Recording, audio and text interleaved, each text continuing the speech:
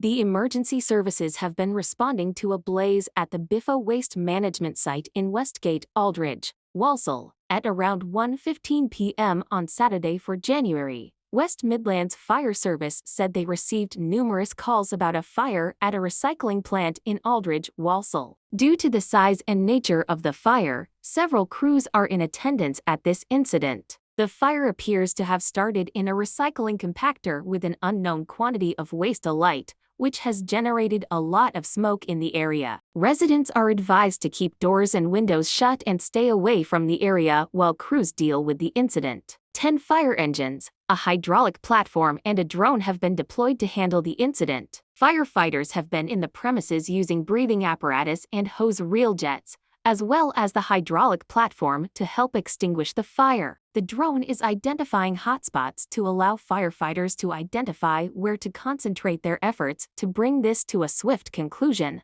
All persons are accounted for.